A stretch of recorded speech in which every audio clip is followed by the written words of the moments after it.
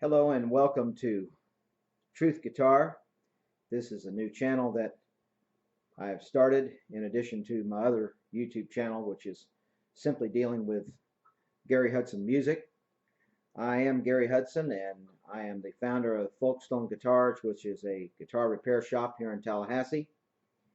And this is an introduction on the subject of Truth Guitar channel and what it's all about, what we want it to stand for. So I'm going to get right to the point and just cut out all the stuff and hopefully get around to explaining our approach and our philosophy and purpose behind having this channel. Now, with the name Truth Guitar, the important thing is, I believe, to define our terms. What do we mean by truth and what do we mean by guitar? Well, the dictionary defines truth this way. Quote, the actual state of a matter, reality, a verified or indisputable fact. Now, the illustration that the dictionary gives for truth is mathematics.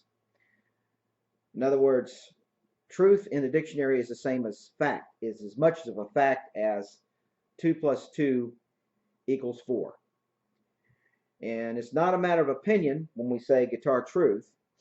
When we talk about the truth about guitars, we have to understand that we're talking about the facts. We're talking about those things that are indisputable or can be easily demonstrated. So this channel, first of all, is going to be about the truth. We want to get down to the truth. We don't want to talk about opinions or ideas, although I may offer my opinion.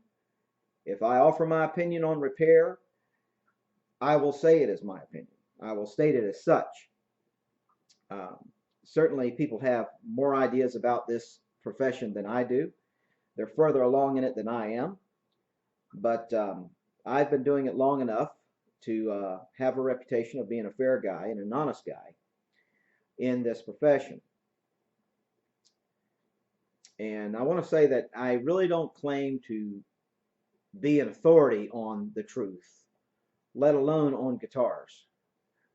This is not a arrogant claim of mine to be telling the truth, and nobody else is telling the truth. There's plenty of good YouTubes on guitar work that you can get. Some are not too good, and we're going to be talking about those, and we're going to have to do some reviews and dispelling some of the myths about guitar repair. So I don't claim to be any authority on the truth or on guitars. I am a slave of the truth. I am a servant of the guitar because I love guitars. And I believe that guitars are just one of those great things that has happened to the human species to help us deal with all the anxiety and all the stuff you got to go through in this life.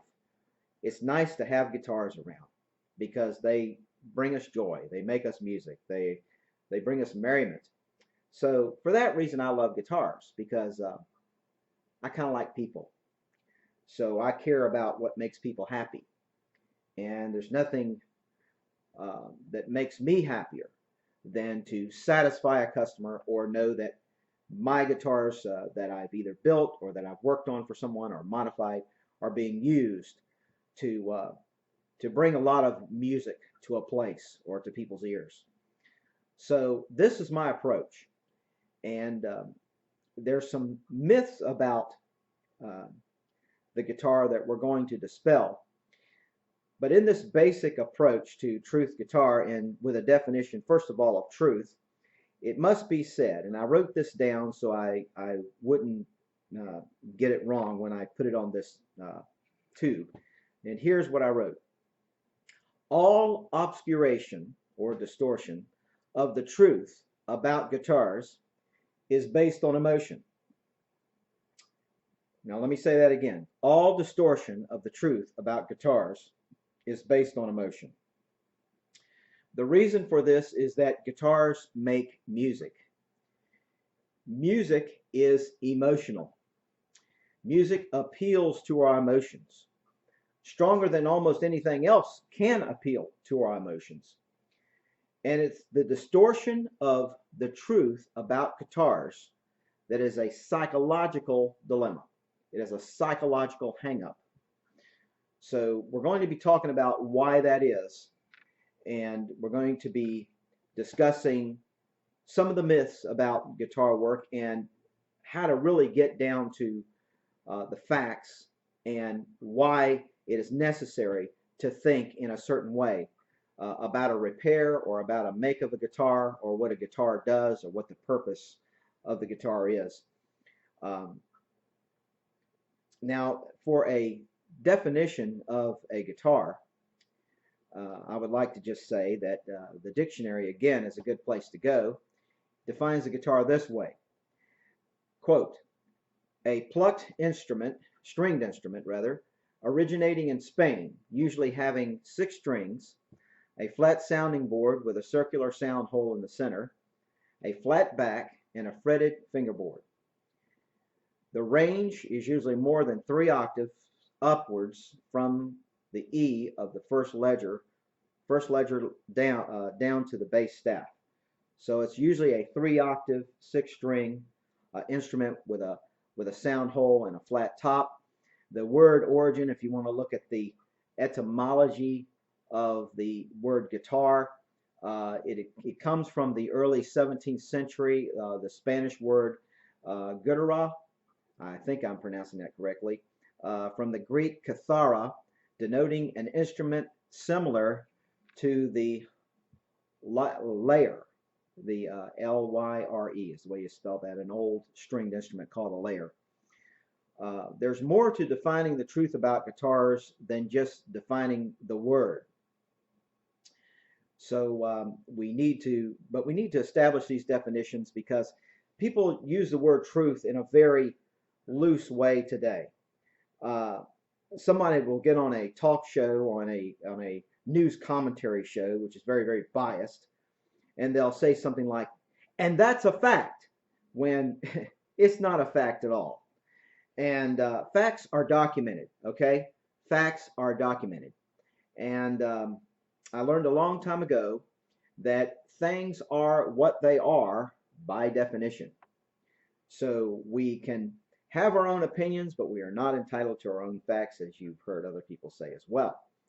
Now, logic is really the key to solving all difficulties of guitar repair work and to dispelling all the myths about guitar quality.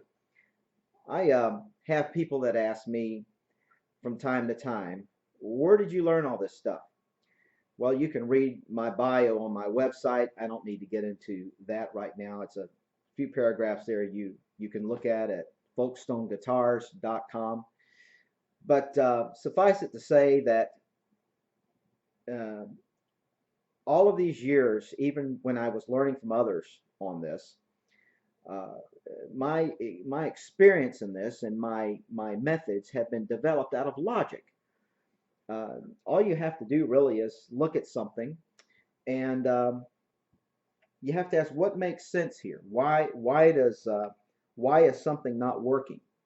And you test it out. And it's just a matter of you just using some common sense sometimes. Sometimes you have to sit back and think about it. A customer will drop off a repair, and I really won't know what to do at that point.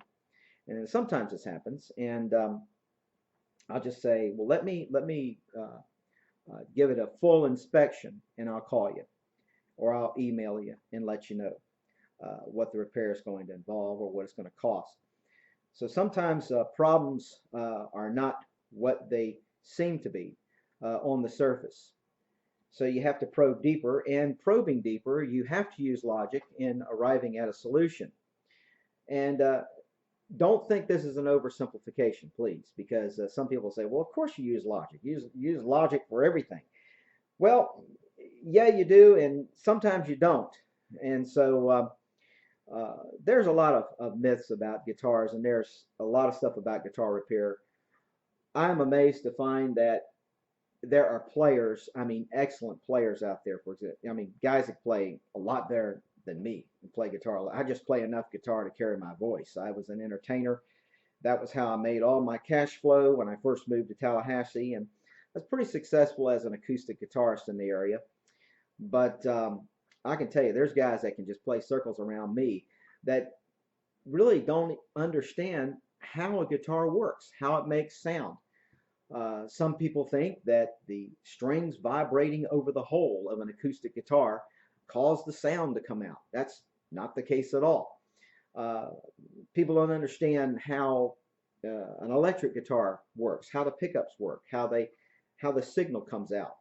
Well, we're going to talk about some of these basic things, but suffice it to say that guitars are mysterious creatures to most people, and hopefully that they are curious to you, because we need to be curious people.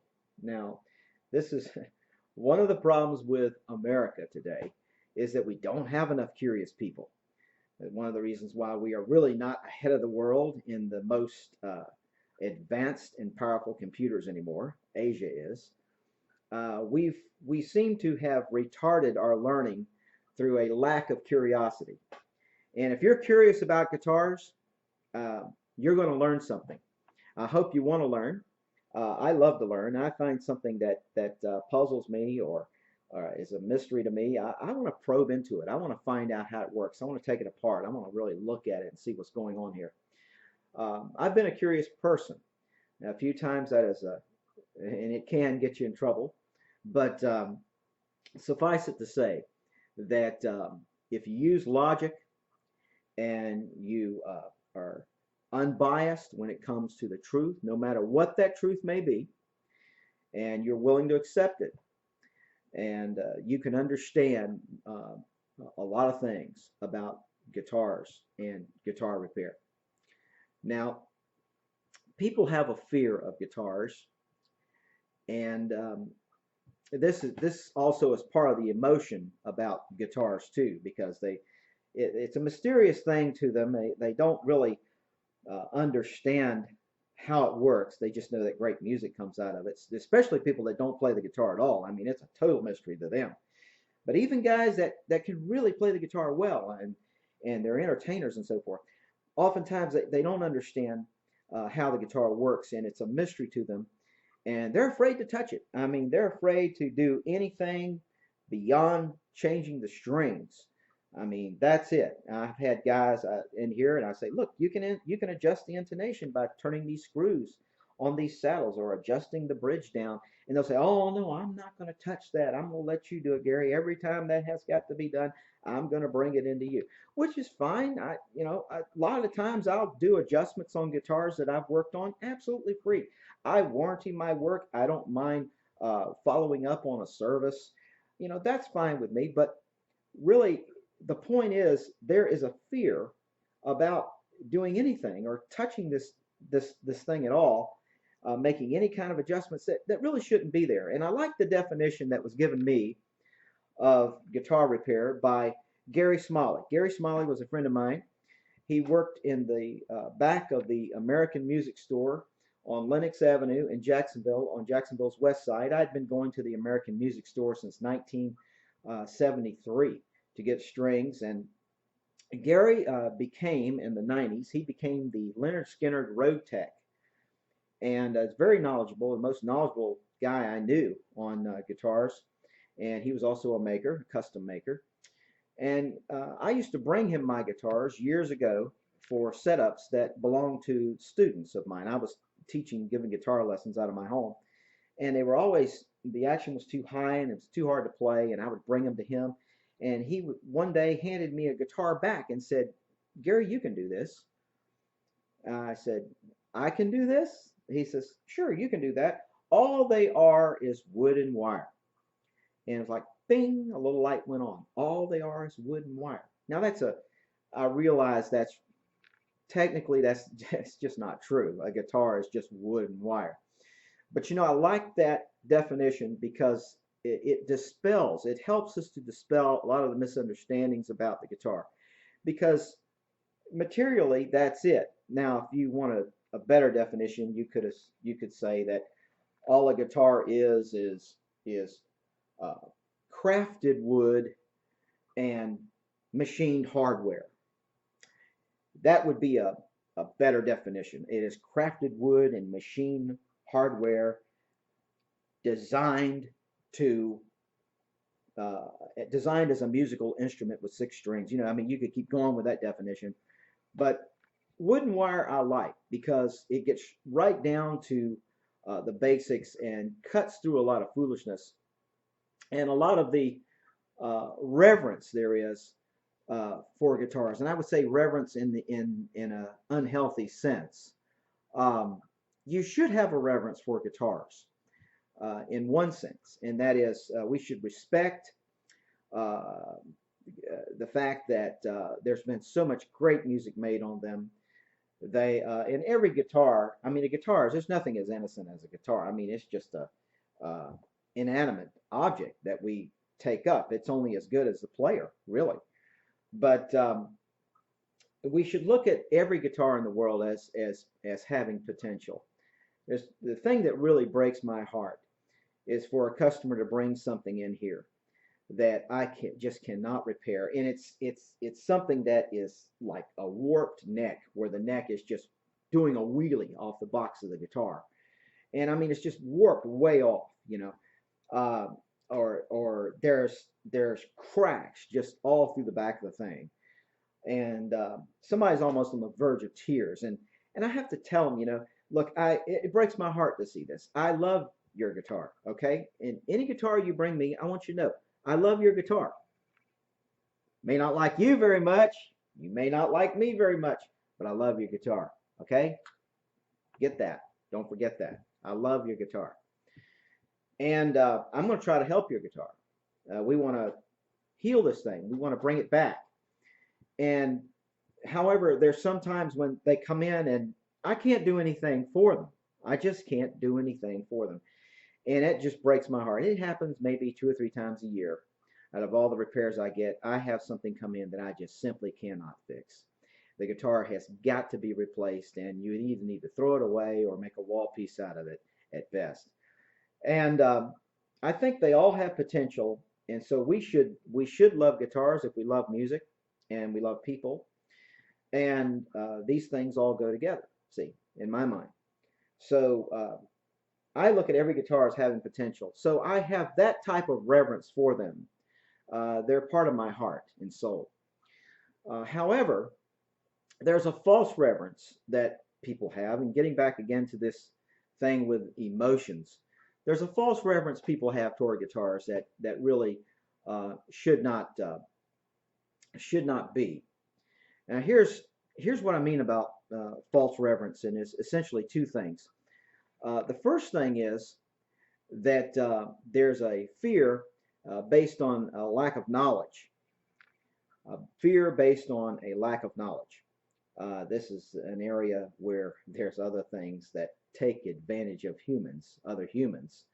For example, well, a used car salesman can certainly sell you a bad deal based on a lack of knowledge. If you have a fear of a lack of knowledge and you are relying on somebody else's advice on the thing that you're going to buy or the work that you need to be done.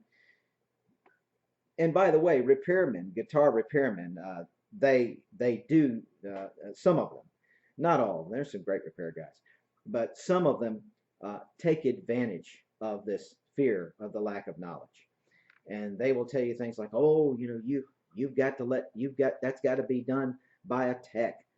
There's no way that you can possibly handle that on your own. Only a tech can work on that repair. Only an here's one I hear. Only a factory authorized uh, technician can fix that problem. For example, my Taylor guitar, uh, my Taylor 414. I knew it had a bolt-on neck. I didn't have at that time a lot of experience working on Taylor guitars, and this is years ago when I was still playing gigs, and I wanted to change the saddles to the Baggs hex saddle pickups, and I wanted to take the neck off the guitar. So I wanted to pull the old saddle out, and I needed to pull the neck off because there was an electromagnetic pickup underneath the fingerboard extension. somewhere around the 15th or 16th or 17th fret. It's in there in it's part of the block. And that pickup I wanted gone from that factory expression system pickup. So I wanted to strip all the guts, all the pickup out, and put my own pickup system, the Baggs hex saddle pickups in there. And so I called Taylor about removing the neck, and because I couldn't tell just how many bolts there were. It seemed like there were 3 holding it in, but I wasn't quite sure. So I looked at Google Images, and long story short, I called a tech at Taylor, and the guy at technical support at Taylor said, now you can't bolt that neck back on. I said, why not? Oh, he said, that neck's got to be set. That's got to be set by do you have, by the way, do you have a local dealer there in Tallahassee that sells Taylor guitars? I said, yes, we do. They said, well, you've got to take it to them to have them bolt that on because that neck has got to be set. It's got to be set. Well, that didn't make any sense to me because if something is bolted on, you can certainly bolt it right back the way it looked when you took it off. So I used a little bit of logic on that repair, and I said, okay, thank you very much, and hung up the phone. And I took the neck off, removed the pickup, clipped the wire, and bolted it back on, and it works just fine, and I've done it to dozens of other Taylor guitars. So much for that exploitation of my lack of knowledge. I didn't fear that I lacked the knowledge, but you know, there is a fear of a lack of knowledge that people have that can make them gullible and give in to whatever. Our car mechanic is a great example of this. I mean, you take your car to a guy and you drop it off and he tells you it's going to cost $200 to repair the thing. And he calls you back and tells you it's $800. He calls you the next day and tells you it's going to be $1,600. I mean, he keeps adding to the ticket, you know. And he keeps finding this wrong and finding that wrong. And you think, man, did I take it to the right person? You know, is this guy conning me or is he telling the truth? You just don't know, right? Well, that's one of the problems about some guitar repairmen, some techs in this business. And so a false reverence that you can have for guitars can lead to that. And then there's a false reverence about certain brands of guitars. What makes a guitar better than another guitar? There's sort of this feeling of nostalgia about certain guitar brands. Now, you know the big 4. There's Fender, Martin, Taylor, and Gibson. And even putting it like that, I know there's some of you out there that would really object. You should have said Gibson first. It's Gibson, then it's Martin, then it's Fender, then it's Taylor. You know, well, relax, okay?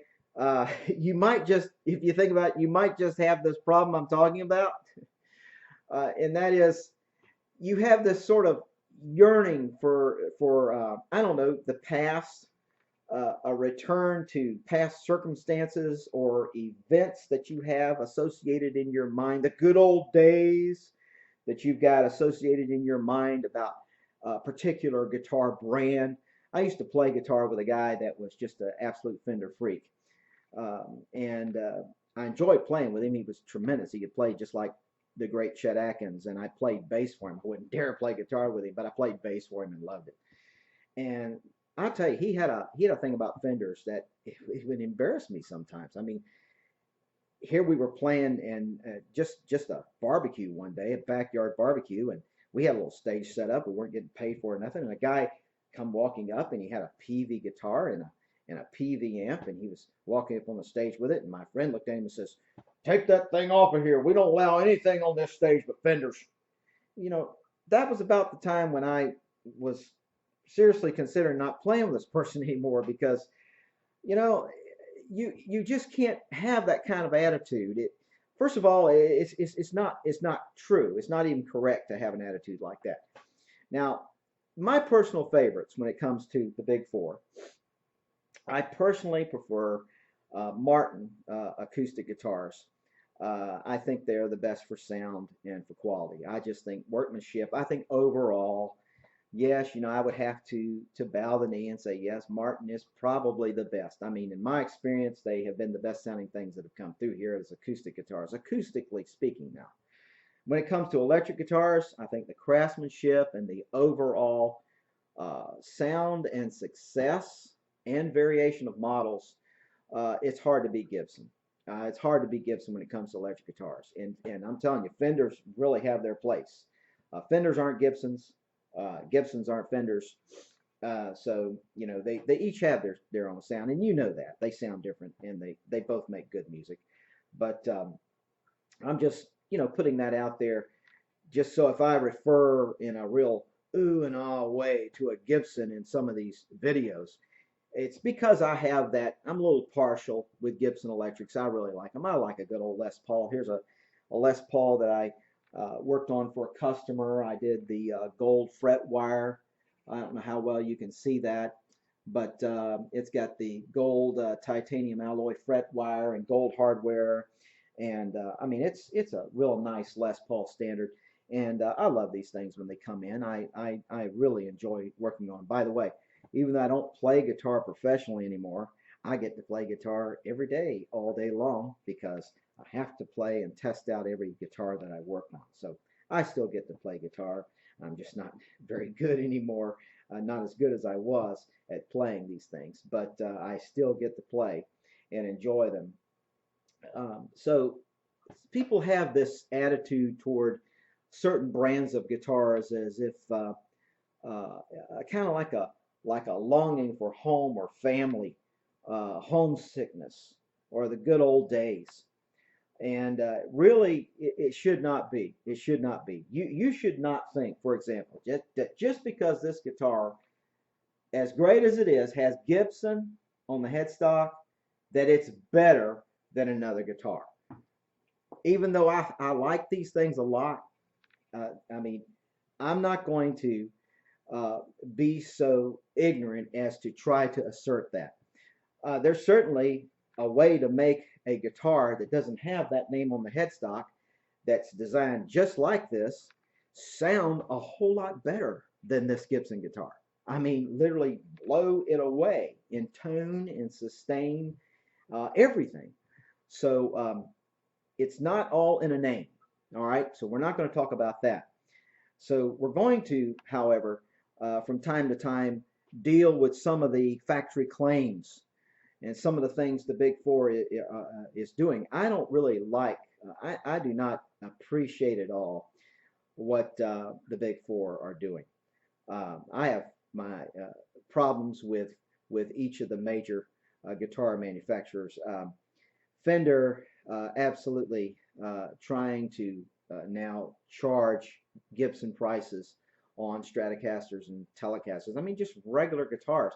It's just ridiculous the way these prices are going up. In fact, we may just talk about factory guitars as compared to custom guitar shops like what I run here. And what you get quality wise, dollar for dollar.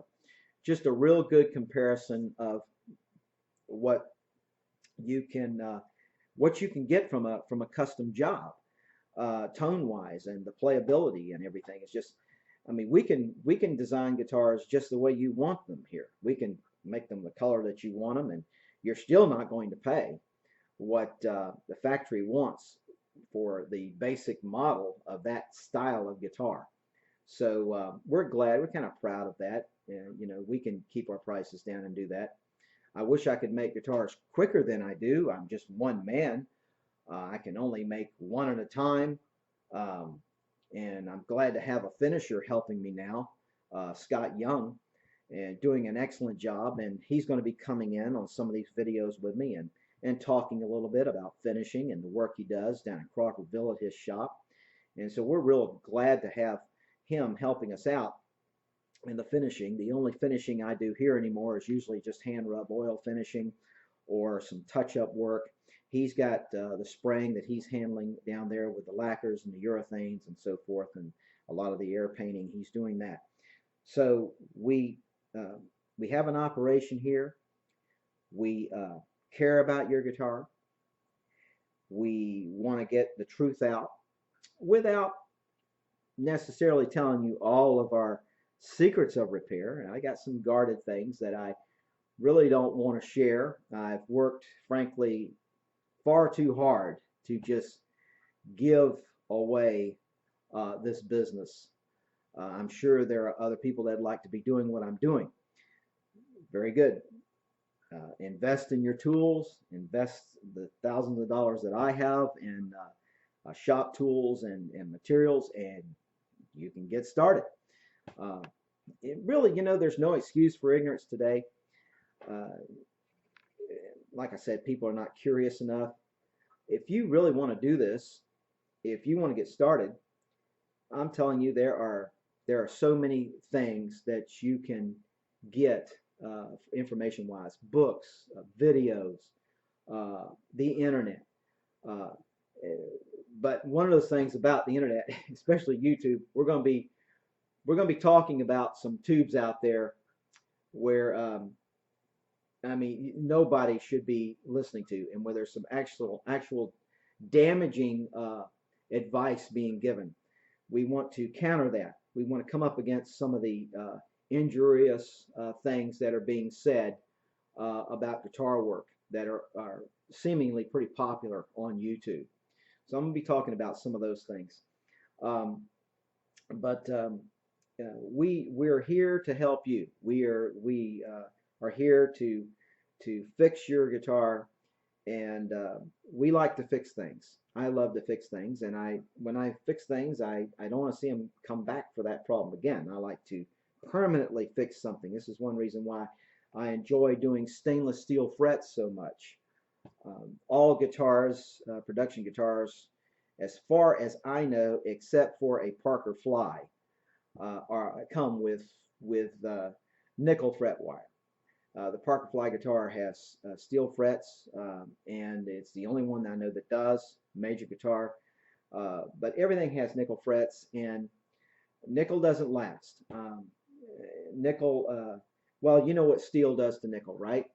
And the guitar strings are steel, so they cut into it, and they make themselves little grooves, and they make a guitar almost impossible to set up properly if the string is going down into the groove and fretting out. And then the tops of the fret wire, they no longer have crowns on them. They look like bobby pins after a guy's been playing gigs for about a year with nickel frets, playing really hard and doing a lot of hours and hours of practice and gigging and everything. And you can wear nickel frets out on a guitar just sitting around the house playing a guitar. It just takes a few years. I go in some music stores and pull a guitar off the wall, and it'll have frets that are nearly half worn, and the guitar hasn't even been sold to anybody yet. It's just been picked up and played there in the store. I have had guitars brought to me that were brand new, just purchased, that needed to have a partial refret because the nickel frets were worn down. Well, we do stainless steel frets here. Not a lot of luthiers like to mess with stainless steel frets, um, mainly because it tears up tools. Here's a pair of cutters that I've been using for about almost a year now to cut some steel fret wire, and you can see what it has done to the jaws of these cutters, and it just tears them up. But what else can you use? I mean, they don't make tools, luthier tools, just for stainless steel frets. I wish they did. Maybe one day we can find a tool maker and we can start making some tools for stainless steel fretwork. But all the tools out there are designed for nickel frets, so you have to get the very best, top quality, high dollar tools like diamond fret crowning files or diamond fret leveling files. This is what I use for stainless steel frets. And nickel fret wire is also very hard. Has like about a 150 rating in hardness, durability. Nickel fret wire on that scale is about a 100. Stainless steel fret wire is at 200. So it is the best. And stainless steel fret wire is permanent. When you put it in a guitar, it just doesn't wear out. Now, I've had people claim that stainless steel fret wire wears it has worn out in some cases that they know of. I've never seen it. I played a guitar, an acoustic guitar with stainless steel fret wire, and nobody was busier than me in this area as far as playing acoustic gigs. I played as many or more than most people did, made a living at it, and played very hard. Played 3 and 4 hour gigs continuous, very little breaks. I had a 200 song list, and just did a whole lot of playing on my guitar with stainless steel frets. And to this day, there isn't so much as a string scratch in those frets. So I find it hard to believe that somebody could wear out their stainless steel frets. Maybe there's some really hard grinder out there that has, but I haven't met one yet. And so I just want to say that stainless steel fret wire is virtually permanent. We do a fret job with stainless steel fret wire and warranty it for 5 whole years. Parts and labor, no questions asked. And we will also pay for the postage. If you have to mail your guitar or your guitar neck to me, I will send you a refund check for whatever the postage costs you to mail it to me. That's how we stand behind our guarantee here. So, I'm not afraid. I'm not afraid about stainless steel frets. I know they're going to be right. I know they're going to last. And gold fret wire is also excellent. So whatever your fret needs, we can help you with that. And we'll be talking about, in fact, we'll make a whole video on just fret wire like stainless steel. Why, dispelling the myths of stainless steel frets, because some people think that they're a tone killer. They ruin the tone of the guitar. Not true. Not true. Especially for those of you that have heard some of our custom guitars out there on YouTube, like the F81M, played by Benjamin O'Riordan. If you've heard that over there on Gary Hudson Music channel, Gary Hudson Music YouTube channel, if you've heard that, there's nothing wrong with stainless steel frets when it comes to tone, because that guitar is singing and kicking butt on that recording, and tone wise. And so it's not a matter of being a tone killer at all. And we'll be talking about that. And we'll be talking about so many things. I mean, there's so much to share about. And that's what we want to do, is just share with you a channel of interest. I hope that you'll stay interested in what we're doing, and you'll enjoy these videos. And it's time to bring this one to a close, because one of my goals is to keep these as short as possible. I hope I haven't gone too long. I hope you've enjoyed it, and we'll be making a new tube once in I'd say a week to 2 weeks. About every week or 2 weeks, these will come out. Maybe we'll make about 2 or 3 a month, hopefully, and we'll be posting them on this channel. And do me a favor and rate this. Give us a thumbs up, share it on Facebook with your friends, and add comments. Feel free to put some comments at the bottom. Write me and ask me a question. You can write me at gary@folkstoneguitars.com, and be sure to check out the website folkstoneguitars.com. Thank you very much, and have a wonderful day. Over and out.